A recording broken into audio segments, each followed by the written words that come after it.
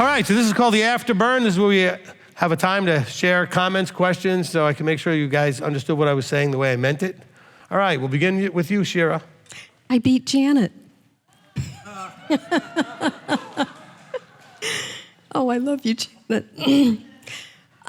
I just am so blessed more and more to sit under your teaching, Rabbi Steve, and to be covered by your authority and your loving wisdom. And I just recalled when you were exhorting people, to not just keep listening to other teachers, but immerse in this teaching. I started out here years ago, and I was listening to some other teachers. As you know, I had, different ones, but the longer... If it wasn't for the one teacher you were listening to in particular who called me a heretic and you wanted to figure out what that was all about, and he mentioned the teaching I did that he was all upset about, and you listened to it, and that's what brought you here. Oh, yes. Bless him. Look, and again, to be clear with everyone, I'm not saying just stop listening to people. Listen to one teacher at a time as you're vetting them out, okay? Don't listen to 15 teachers at the same time. You'll never be able to find that one anointed that you're supposed to be under. So I'm not saying you have to be here. I think it'd be great if that was the case. I think that he's anointed me to do this. But if you're listening to me, listen to me only until you decide if I'm the one you're supposed to be listening to. If you're listening to someone else, listen to them only until you figure out if they're the one you're supposed to be listening to. Figure them out. Okay? Now, if you're starting to wonder about them, then go find a second one to compare them to, and now you're only listening to two as you're comparing. Don't listen to 3, 4, 5, 6. It gets to be all kinds of noise at that point. All right, Shira? Well, I did it backwards. I was kind of, dipping into this one and that one, plus, really enjoying your teaching as well. But I kind of came backwards to where now it's been quite some time that you're the only teacher I want to listen to. I have vetted them out, and you are definitely bringing me and all of us the words of life, even the smacks, especially the smacks. And thank you so much. She said smacks, not snacks. Okay, so we're not giving you snacks. All right. I would love some clarity on this whole thing with Kepha's experience, and this, we talked about the verse, Acts 15:14, Simeon declared, et cetera, and somehow it seemed to me that Simeon was pointing to that first he visited the Gentiles, and I had been kind of wondering from last week, how does that flow with Kepha's experience of being so surprised, along with all the other leaders? They had to go and check it out with James and those guys, surprised that Yahweh was going to include the Gentiles. And was there somewhere in Tanakh that says that there's going to be one new man? Should they have known? I know there's all the, in Psalms and Isaiah, the prophets. Well, I also quoted it in Exodus, where I said that Gentiles are supposed to come in. Exodus 12 talks about when a Gentile wants to come in, right? So the thing is, this is the hard thing for all of you. It's hard to overcome generational cultural understanding.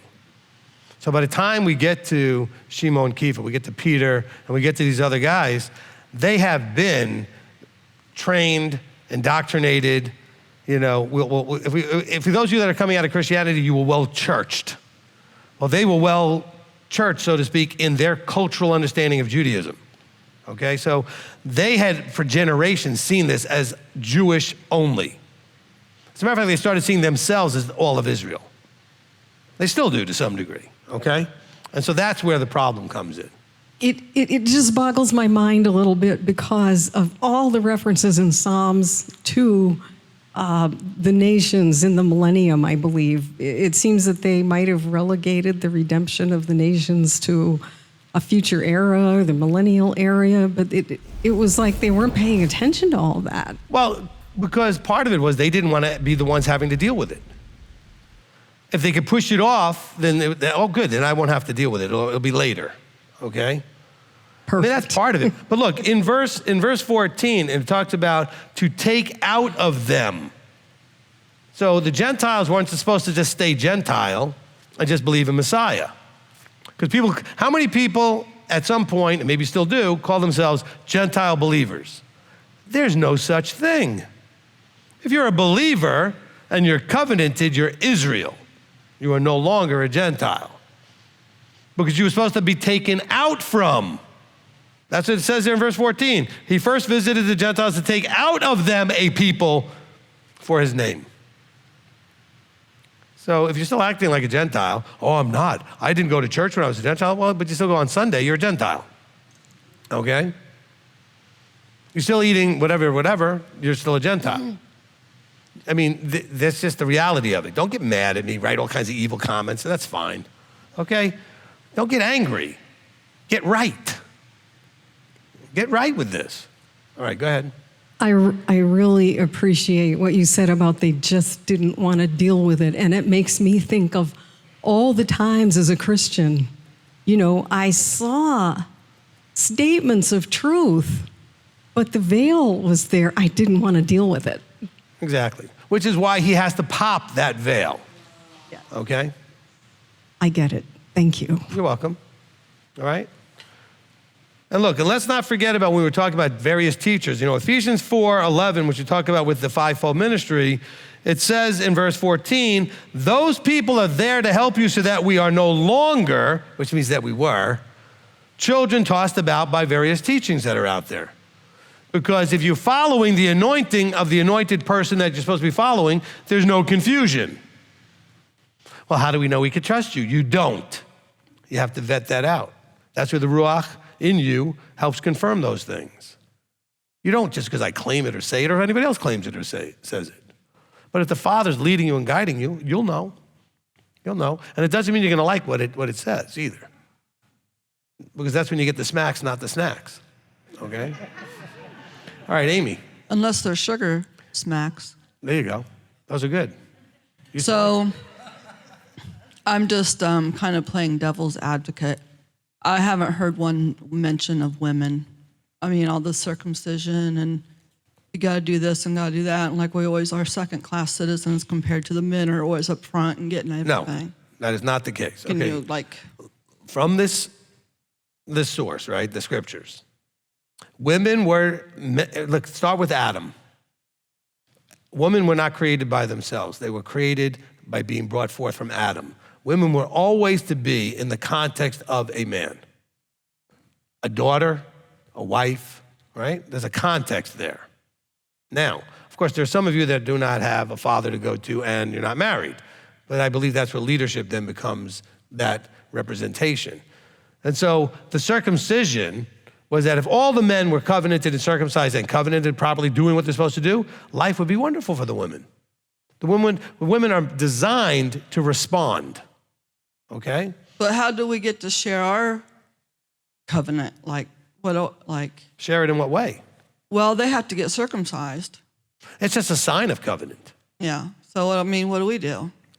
Well, how you do it, you have a sign of covenant by being under this ministry. If you're married and your husband's covenant, you have a sign that way. Now, what about the women that are married to non-believers, right? They're unequally yoked. Well, you're in a challenging position. But it wasn't designed, when he gave this instruction, that wasn't supposed to be. Okay, you weren't supposed to be unequally yoked.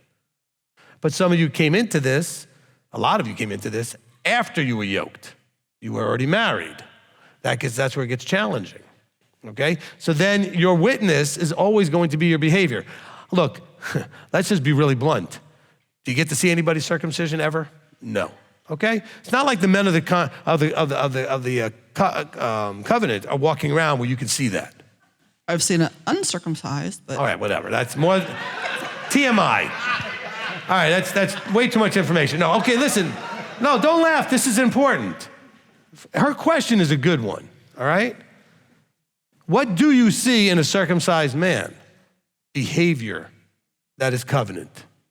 Okay? Yes, there's a sign of covenant in the flesh. That means that the man was willing in his flesh, or the parent of the man willing in their flesh, to make a mark that's a sign. All right? Of course, the world decided to dilute that by just circumcising children when they're born for a long time. They just did that automatically in the hospitals, at least here in the U.S., all right?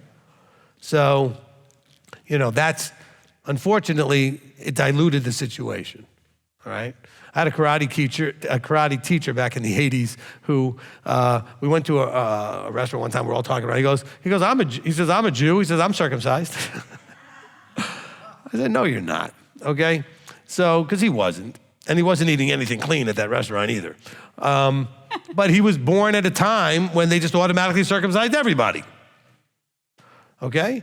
But for you ladies, understand, you're not in any different situation than the men. We demonstrate it by our outward behavior. Okay? I mean, I have a genealogy of being Jewish. That means nothing if I don't behave in a certain way. I mean, I've seen Jewish people behave in every level of spectrum, just like you've seen any cultural person believe, great ones to awful ones. You've seen whatever, okay? Doesn't matter, whatever, you can pick any nation, any belief system, there's good ones and bad ones in that system. Agreed? Okay. So it's our behavior outwardly that is what determines that we're expressing this thing. Remember, the flesh is inward, it's in the flesh, okay? It's inside, nobody gets to see it. So that's not the point. You get to see it. You know you've been circumcised. You know it's a sign of covenant. You know what else is a sign of covenant? Sabbath keeping. So you all get to do that, ladies and men. Okay, so don't feel diminished in that. Amy, did I answer the question? Good? Okay, we're good. All right. Awesome. Okay. And I'll try to not remember the other thing you said. All right. Wipe that out of my memory. Okay. As well you should out of your memory. Okay. All right, Janet. Rabbi, thank you so much for your teaching. It's really amazing. I was seeing myself in some of the people who started getting the good news when I was in that dark place, and I thought I had a relationship with the Father. And I guess the question is, was that it wasn't real in the sense that obviously what we were worshiping, it wasn't what is written, but my heart was for him. I didn't know he wasn't the real. In the form that you understood it, right? No, I didn't. Look, everybody has the breath of life. That comes from the Creator. So we all are connected to him on some level. Some of it's kind of way in the background and dormant to whatever degree, but enough that even when we're doing anything, we can still feel a little bit of a connection, especially if we're doing something that is appropriate. Christians don't do things that are only wrong or anything. They do lots of things that are right. Okay, so do Gentiles who believe in nothing. They do lots of things that are right. Okay, I know some Gentiles that you could never say a bad word about because everybody likes them. They've never done anything to anybody that's negative. They're wonderful people in general. Now, if you felt a relationship, it was there, because how else would he then eventually pop your bubble? Because it was there. We all have that. It's just a matter of when he wants to activate it. Okay, so with the Ruach, it's like turning on that switch. But everybody has the breath of life. And that breath of life is the connecting point. Okay, he made all of these things, it says in Exodus, the creation story, the account really, I'm saying, all of these creatures that became living beings, nephesh, right, living things. Only one does it say he breathed the breath of lives into us, okay? Now that's different. That's our connection. He's given us the earnest of the Spirit, that little breath that connects us, that he will then touch and reconnect in a much deeper way, or connect in a deeper way at some point in people's lives. But it gives you little touching points along your life until that happens, just to let you know he's there. Okay? Does that help? Does that make sense? That really made me cry almost. Okay. That was so good. That was really, really good. Good. I always wonder about that, Okay. Because when I came into when Abba started to open my eyes and my ears. And first time I visited a Messianic congregation, and I didn't know what they were doing, but they were doing the Davidic, the circle, they were dancing, and I felt this pull, I felt this joy that they talked about here when it said they were causing great joy to all the brothers. That's the joy that I felt for the first time. Right. And so I love all these accounts because it makes me remember where I was, and it's almost like a story that I believe myself in my own life, being where I was versus where I am right now. So I really appreciate your teaching, Rabbi. Thank you. All right, well, good. Awesome. Look, just be careful with just for everybody, the joy thing is a great connecting point, but depending on what kind of soil you are, the parable of the sower, you can have all that joy and then still have it all taken away. We've had some people, we used to call it the magic words. They would come up to me after service saying, oh my gosh, this is what I've been looking for my whole life. And my wife would look at me like, they're not coming back. Because they would go home and tell everybody how excited they were and get blasted. Okay? Because in the parable of the sower of the seeds, it says that that's sown on rocky places, Matthew 13, verse 20.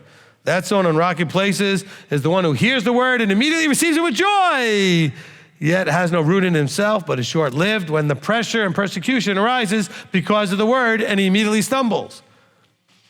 See, some of you get excited and the joy goes down deeper, and you were ready for this, and nobody's gonna shake your tree. There's a lot of them, though, depending on the dirt, the soil that you are, ends up being short-lived. We've had people come and just bawl, cry, when they come for the first time, and then we don't see them again.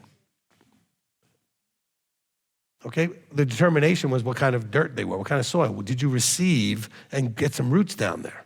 All right, go ahead. And I just have a question about healing that was accounted on 15:9. Was it? No, it wasn't 15:9. It was maybe the previous chapter that you read, but it was about that they saw that there was belief enough to be healed, right? Right. There's 14:9. 14:9. Yeah, sorry. So the way you increase your belief is by doing and remembering what Yahweh does for you, and just keep following and keep seeing the blessings that He brings to you as you continue to be obedient. Or can you expand on belief, please, so I can understand better? No, I mean, I think I explained it in simple forms that you believe you can be healed. The question is more, is there anything that we can do to increase our belief? Well, just by always appreciating and recognizing everything that He's done, okay? Because especially the signs and wonders in your life, because those are there to increase belief. Signs and wonders have one purpose, to increase belief, okay? All right, Kelly. Hello, Rabbi. Shabbat Shalom. Shabbat Shalom. Great teaching. Appreciate it. I have a question with the teaching in 1 Kings chapter 8. It starts in verse 22, and it's kind of long. King Solomon prays Right, I'm familiar. when they dedicate the temple. Right. And in verse 41 to 44, I found this interesting, where it says, also concerning a foreigner who is not of your people Israel, but has come from a far land for your name's sake. Since they hear of your great name and your strong hand and your outstretched arm, and he shall come and pray towards this house, here in the heavens your dwelling place, and do according to all for which the foreigner calls to you, so that all the peoples of the earth shall know your name and fear you, as do your people Israel, and know that this house which I have built is also called by your name. So I was wondering if that ties into the good news. That is a part of the good news. Look, it's being spoken, inspired by someone who's anointed, obviously, in this case, Solomon, right? Okay, so these are inspired words, and they are positive, forward-looking, from the above by someone anointed. That is part of the good news, okay? Anything that tells you when you guys have screwed up, or if you go wherever you go, He's going to then bring you back and do these things, that's always part of the good news. But that's how you know that the people, by the time we get to Yeshua's day, they were looking for that message to come. When is this happening? But of course, it's been so long, a lot of them forgot about it. So they had to go into the synagogues and say, by the way, remember those verses over here? This is what's happening. This is what Yeshua came to do. Did that answer the question? Yes, that does. Good. All right, Sarah Beth. All right, I'm extremely excited. I think I just had a bunch of ahas, and I'm hoping I can get them out in such a way that you can tell me if I'm right or not. Going back to Amy's question, which Amy, thank you. That was really, really That was what I needed. Please, thank you for asking that question. So circumcision is about paying a price in your flesh, right? And Not so much paying a price. Why do you say paying a price? Well, like what you said, that for a man to want to take something to his flesh, that's going to be hard. Well, it costs him. It's a cost. Well, it's a willingness to go through something that he may not really want to do. So it's not so much to pay a price. It's like, is this something you're willing to go through? So I guess it's a paying price to some degree. So I guess you can come through it that way, but go ahead. But then you think about the same thing with tzitzit. Most men. It's more about seeing how serious you are. Are you serious enough to take this and cut away a piece of flesh? That show is pretty serious, But then you've got the same idea with the tzitzit. You are really hard on the men because they don't want to wear them because they're weird things on their clothing. But going back from how we women read this book and we see it as whether we're second-class citizens or we're reading it through how our father treated us or it's hitting old wounds or whatever it is, but then we're reading a book that was written to men. Men are not women. They think differently. What is going to be a price for a man is not going to be the same. Like most women are happy to put the tzitzit on. Oh yay, I get to put something on my clothes. They're happy about that. Because to them they're used to accessorizing anyway, and they can look at it just as a special, appropriate accessory. But even then, like a lot of times, it's the woman that is eager for the spiritual before the man is. This book was to men, not women. So to read it as a why am I not mentioned, it's not about you. You're in like what you said about being part of a man. We were always designed, we were always in a structure. We were always supposed to be following and protected by that father, brother, husband. Yes. We were always supposed to be in that. So why would Yahweh speak to us directly? Because that would be asking us to go away from our structure and it's not, right. It's to the men first. But then also what you said, oh my gosh. You said something online. Somebody asked a similar question. And you said that we women can show our covenantedness by the man we choose to connect ourselves to. Yes. So like me walking away from my father and choosing you as my father was me showing my covenant. Sure.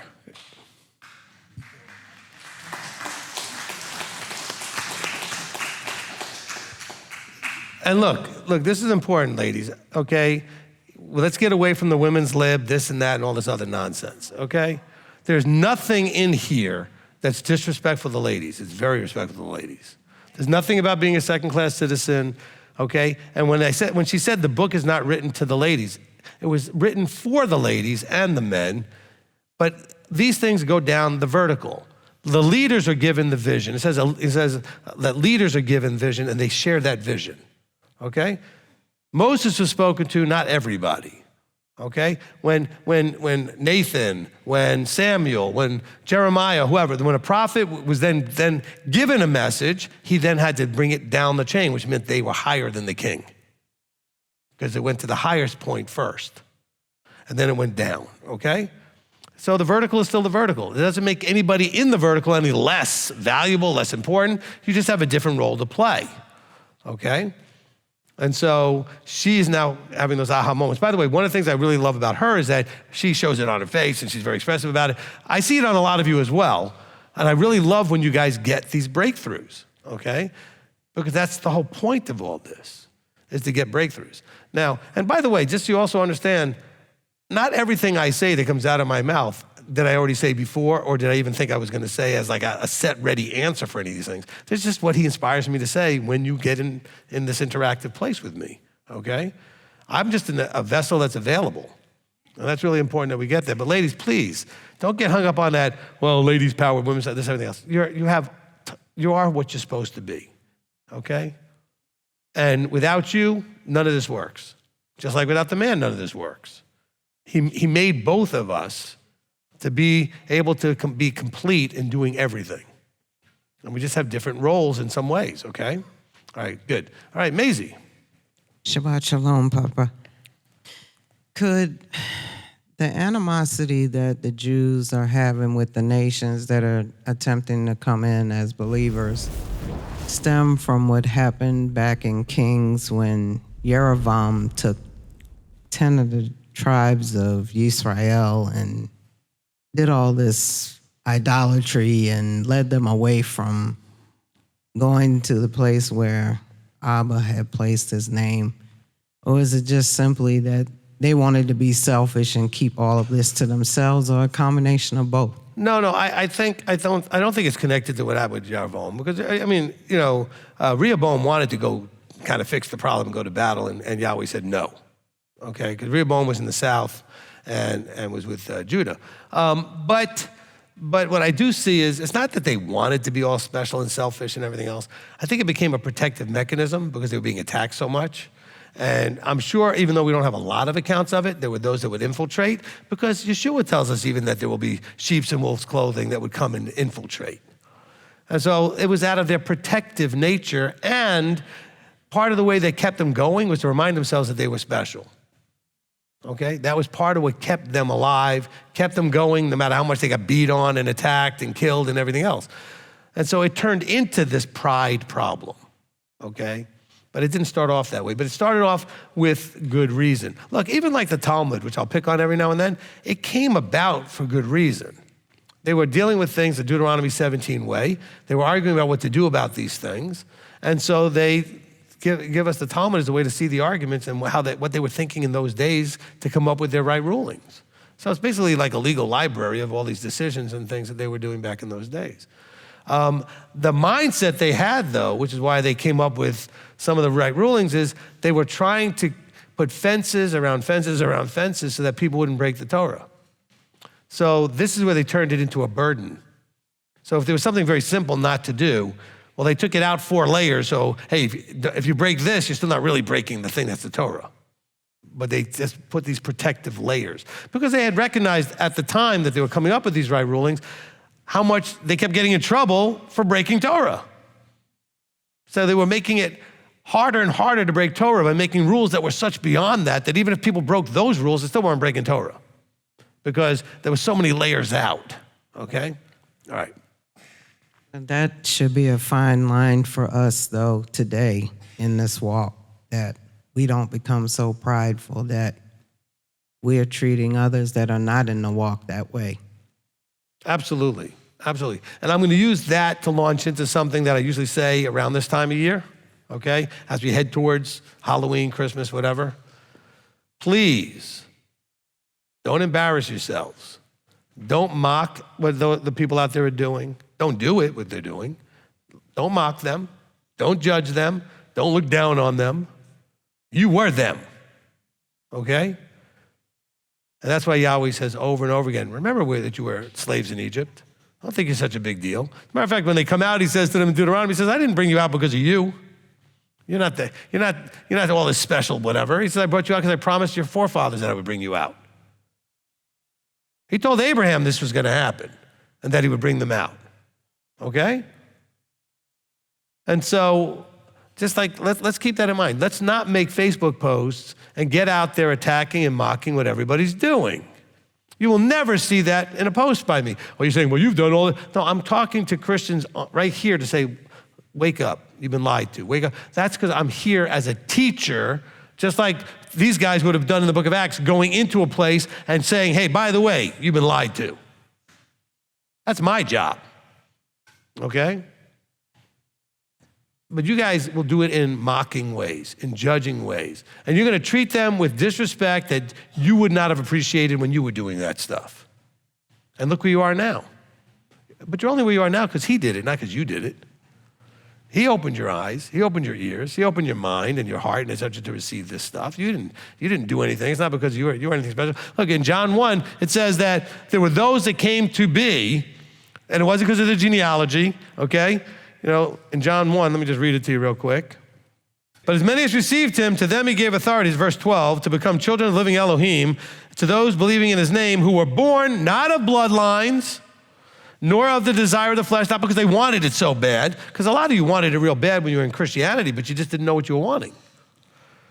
Nor of the desire of man, but of Elohim. In other words, he chose you at that moment.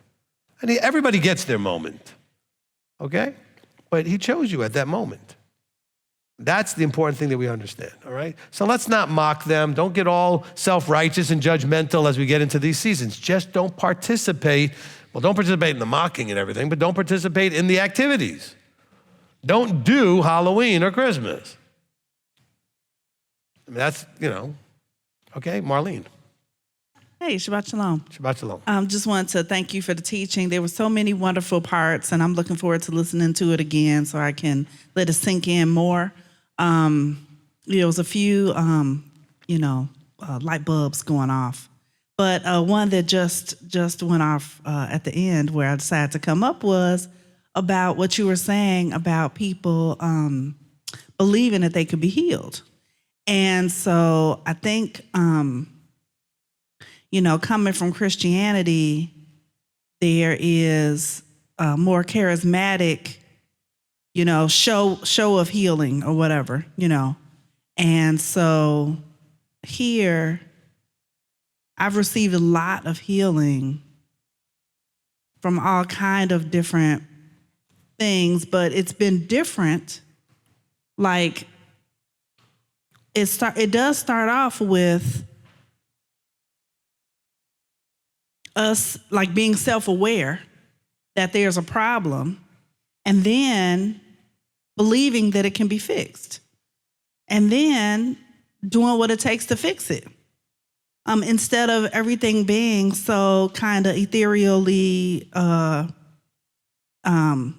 magically fixed, And so I realize now that this whole process is a process of belief, believing that, this whole transformation to Yeshua. You can't transform into Yeshua or to a Yeshua-like, being if you don't believe you can.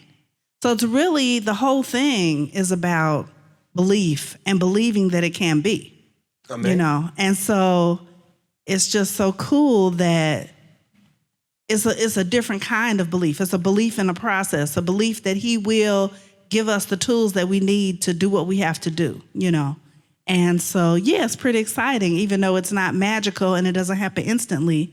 We know that it's a process, and if we trust the process, it will happen. Hallelujah. Amen. Amen. You had to throw that little one over to Elder. That was good. All right, listen. Christianity tends to be more interested in people generally, more interested in the visibly apparent and obvious healings. They want to see people with very clear physical things healed. They want to see people with something, even if it was mental, something that's way obvious that there's a real problem. And they miss the fact that you guys get tons of spiritual healing, because it's very healing when you now know things the right way. Tremendous healing when you see things right. I can't tell you how many people were just healed by the divorce remarriage teaching. How many people were healed by the forgiveness teaching? How many people were healed? But that's being healed in their emotional place, in their mental place, in their spiritual place. But those are things that are happening. There was probably some healing in Sarah Beth just then when she came up. But you can't really see it except that she came up and told us that there was something going on. But if you just saw her, you wouldn't know that there was a healing there. That something that needed to be fixed just was fixed by that little piece.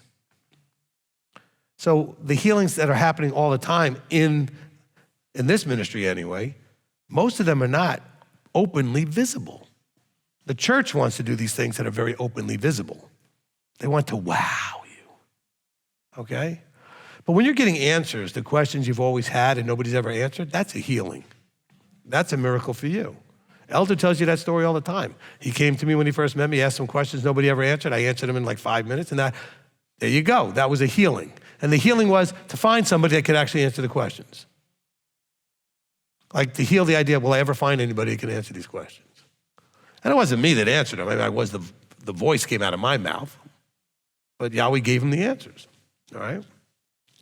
And so we should be excited about, because people say, well, how come I don't see any healings? You see them every day in this congregation. Since you've been here, how many of you actually had a healing? I'm not talking about health and all these other things. All the hands went up, okay? Because when you start to see things the correct way, it's very, very healing to all kinds of your emotional, your psychological, and your spiritual sides of you. And those are all things that are happening internally. Some of you have had some physical healings as well, okay? But we shouldn't be measuring only by that. I mean, seriously, how many healings, physical healings, really happen in the New Testament? Compared to how many people have been healed by learning what it has to say and then being forced back into Tanakh to learn what that's really about. That's where the healings really come from. Yeshua healed a bunch of people in a wow sense because he needed to get their attention at that moment, okay? To strengthen belief, to get people to go, wow, what is going on with this guy? These very openly obvious miracles, people walking that were on the ground for their whole lives and we've never seen them walk. Now they're dancing around. That gets people's attention. We're not dealing with that era anymore. We don't need to get anybody's attention. He gets your attention with the information through an anointed teacher. That's what should be getting your attention. Because I have people all the time coming out here going, oh, well, I mean, back in the church, we used to see all these things. We don't see it here. Well, because the things that are happening here are not that visible. Oh, but they're happening. And you know what? They're more powerful. And they're more important. Okay, because I can heal your physical body, it's not going to help anything. If I can heal your mind, your spirit, and your emotions, it doesn't matter if your body's healed, that'll fix a lot of things. So we're doing more important healing here. But we're not doing it in a be healed type of thing. He gives the teaching and it heals. Okay, Sarah Beth's back. Okay, so I took everything you said and then, it keeps going, percolating. So you teach that the book was never intended to be understood without a teacher.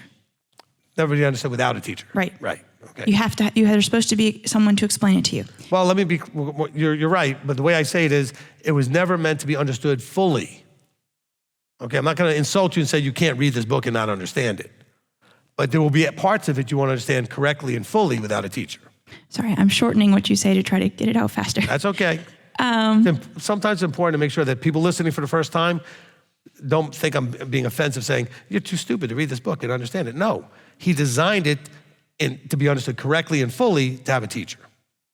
But with the structure that's the teacher to the men and then the fathers and husbands to the women. So if you use the same model that I might have at work, right? My supervisor is going to tell me what the higher-ups decisions made. I don't have to go and make sure I study all the protocols and all the this and that and the other. My boss, my direct supervisor, is going to make sure I'm following what I need to know. And that's the same with me. For me as a woman, I can trust that my vertical is going to tell me what I need to know. I don't have to be like this. Am I seeing that correctly? That is correct. But also add on to it, but it also has to do with the questions you ask. Your responsibility is to know where you have a need and ask questions, okay? So it's not that your vertical is just going to, look, I'm going to teach, and that teaching is going to help a lot of you. I've had people come up to me saying, were you in the car with me and my wife when we were driving here? We were just talking about this, okay? And that does happen often enough. But there's so much more you can get if you come up and ask for a counseling session and ask a question. Even if you just come up like she did and ask from the microphone so I can directly address that particular thing, right? That's why we do the zone meetings. That's why we do the Q&As after every teaching. That's where we can get at least, now, if you ask the question, you probably have others that are hearing this that had the same question. Okay, even if they didn't even realize they had a question, they realize, oh, when you ask a question, that's a good one. I want to know that answer too. And then the answer helps everybody. Okay, Janet's back. I guess we're double dipping here. I'm so sorry. I just needed to just say a couple of things about what you shared before about healing. And I just wanted to say that we moved here almost 4 years ago. We've been following you about 6. But I just have to say that through your teachings and through counseling, we've seen, I'm talking about my whole family and all the layers and the levels of healing that have happened just because of what you've done for us through counseling and us following what you said. In our marriage, my relationship with my kids, my oldest, I'm so proud of her. She's a byproduct of you. You know where she was 4 years ago, and look where she is now. this is a testimony Yes. that you really are an anointed and appointed, and that if we see you the right way and we come to you as we're supposed to. That's the key, though. Yes. You guys got the results because you come and you ask and you make appointments, including your oldest daughter, who comes even by herself and gets appointments, okay? So that's what makes the difference. You have a part in this, okay? If you don't come and seek, remember he says ask, seek, and knock. If you don't ask, seek, and knock, he can't give you everything. He can give you enough so that you get it in the general discussion to the whole group, but you need more, okay? You need more, all right? Yes. So I just wanted to say the healing does happen, and it's just bigger and have more impact than even seeing something like happens in those churches, because it changes our belief and the correct understanding of who we're dealing with. If we're able to repair our relationship and see the Father the way he's supposed to be, the way he is, through your counseling, then we know that we can trust him. We know we can believe in him. We know that that all this works for everybody who wants to follow. So I just wanted to say that the healing is happening, and if you're not receiving it, it's maybe because you're not seeking counseling. Amen. Thank you. Look, and the same thing for everyone. Scripture gives you the idea of tasting of something, right? How are you going to know how real something is until you experience it? And so, yeah, you listen to the teaching and maybe you like what you hear, and that's fine, or maybe you don't, whatever. But let's say you like what you hear, but that's all you get is what you hear. What about the rest of it? Well, that's where you have to come and spend time and get counsel. And then take the counsel and do it and see what happens, okay? Because a lot of people do come and counsel and don't do what we give them and it doesn't go anywhere. But if you come and taste of it, which means you come, you experience it, and say, okay, I'm going to give this a try, and then you go and apply it, what you're hearing from Janet is because her family, herself, her and her husband, her and her kid, whatever, they have come on a regular basis to talk to me about their things that are going on, and then have done what I've given them to do. They've taken the counsel and applied it. And then they come more because it works. And so when the things come up, they come more. Okay, not always for the same things because it worked. So things are now better in those areas. But now they're confident that if something comes up, they come more. Some of you haven't even made your first appointment because you're too afraid or this or that or whatever. Well, how are you going to know till you taste of it, okay? All right. Melissa, how are you? Well, I'm getting there. I want to understand the veil. For years, I've tried to figure it out. Are you saying the veil is the flesh, the paganism, and when he pops your bubble, then the veil? Well, it's a metaphor for that. I mean, the literal veil that was talking about splitting, when Yeshua died was a physical, curtain that was outside on the outside entry into the temple, okay? Mm-hmm. So there was actually a curtain that tore, and everybody could see it, okay? So it was a dramatic event. Especially if you listen to when Rebbetzin did the teachings, on the temple, right? When she did the presentation on that, okay, I don't want to call it the teaching, but the presentation, she described just how thick it was and how big it was. And so that thing was not something you would expect would just rip in two, okay? That's a big deal. But then all of these things are always in parables or they're pictures or they're hints at something else. So we're going from the Peshat, which is the straightforward understanding, to things that are hinted at. And the hints there is that there's also a veil in our own lives that he pierces or tears, okay? And that's what I call the bubble popping. That's when we recognize, oh, wait a minute, something's messed up here. I thought I understood something, but now I really realize I don't. And then you start looking for the answers. Does that help? Yes, and for 13 years, I couldn't figure out the time, the ninth hour. I couldn't figure out the time, the ninth hour. And so I came up here and you said it was 6 a.m. instead of 6 p.m. I was like, oh, wow. Well, they start counting time from 6 a.m. So the ninth hour starts counting from 6. So also I was listening to I work in a German plant. There's like 6,000 people, very diverse. And I was going through a lot of things at work. And so I was listening to a piece in A World Not His. And the thing that really ministered to me and made me strong was it kept saying, stay in him, stay in him. No matter what happens, stay in him. And so there was things that happened that were false. And I realized I didn't have to take it because it was false and it was punishable by law. It's criminal. I stood up for myself. And so they're like, wow, okay, can't run over her. And so I was just, being Yeshua-like, but I did it with the right attitude. I had to do it in righteousness and not be so right I was wrong. So I appreciated that. Awesome. And then If only there was a teaching called "Stay in Him." yeah. My elder. Yeah, so it was good. And then I fell asleep. I was listening to it because I had surgery and I was kind of under the anesthesia. And so then I was listening to you, but on YouTube, it keeps going to other things that they put on there. I don't know how it gets on there. And it was talking about being covenant. And someone asked, well, how come women weren't priests? And he said, well, if women were priests, they would have been a temple prostitute, and that was always protection for women. Is that true? I never thought of it that way, but I can see where, the perception of a woman in the temple would have been connected with the women in other temples as being prostitutes. Here's the problem with it, is a perfect analogy, is there were male prostitutes in the pagan temples as well. Yeah. Okay? So it wasn't exclusive to the women. Matter of fact, there might have been more of them than the other.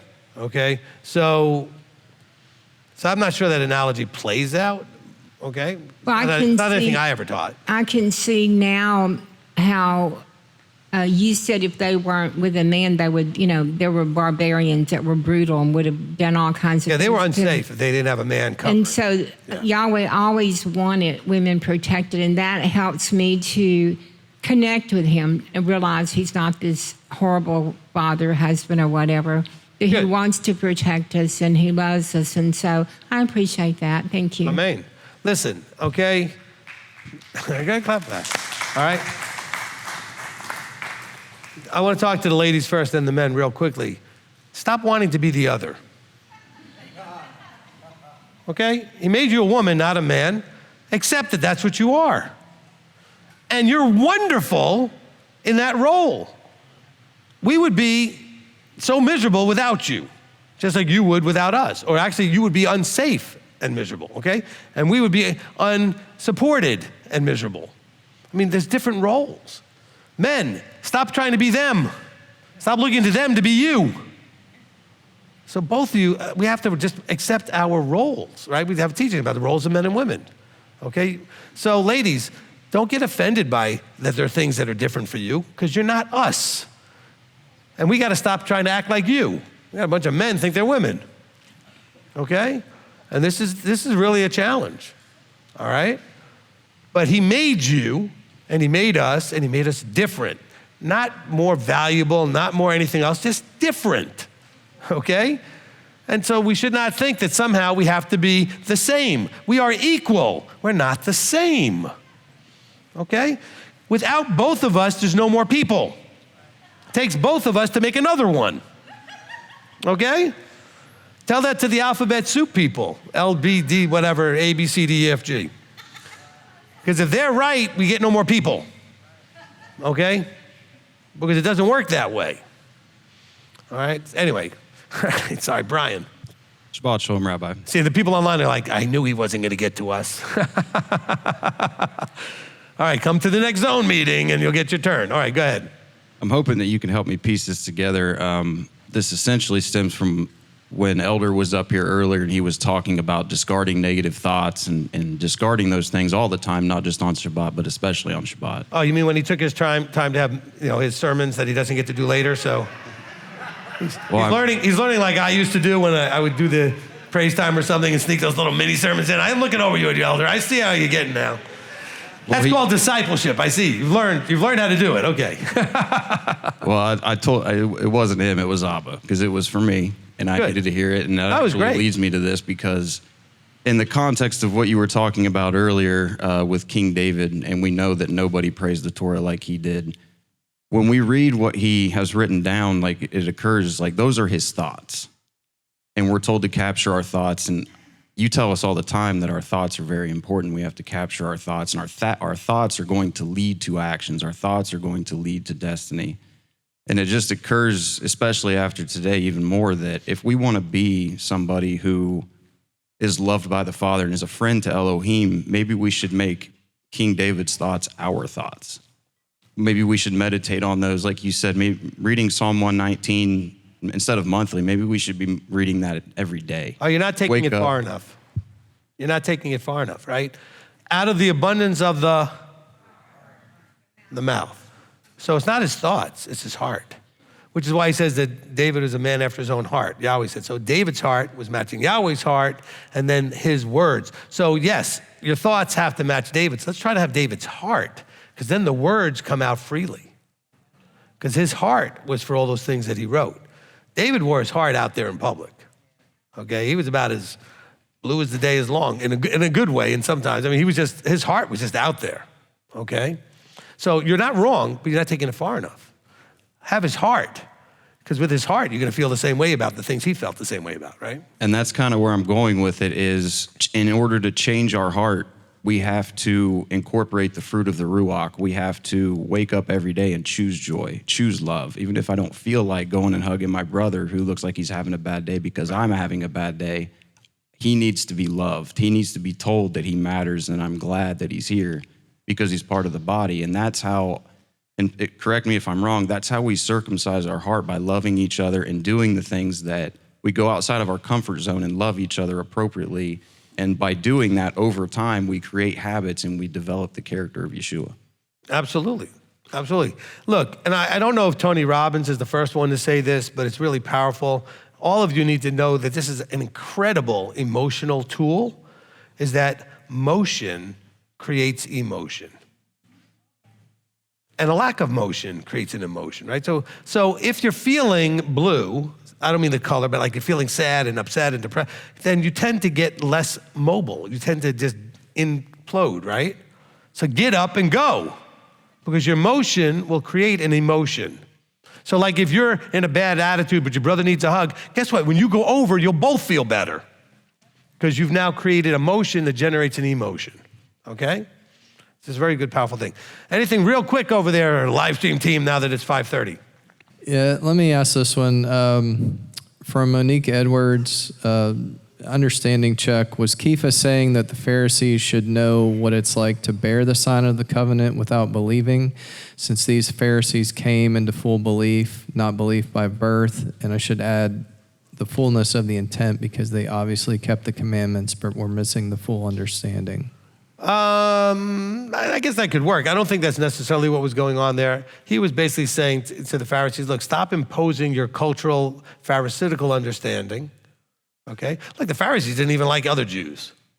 The Sadducees didn't like other Jews, just like, the Methodists don't like the Baptists or whatever. I mean, they're just, and I know that because we used to share a gym with the Baptists who crossed street with the Methodists, Look, I think that was more the issue.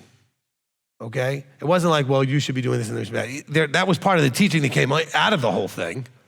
But he's saying, look, stop applying your way of thinking pre-Yeshua eye-opening moment, whatever that moment looked like. You can't bring the past old way of handling things into this. You can't come here expecting this to be like your church. You can't look at me, certainly you can't look at me like I was a pastor like in your churches, okay?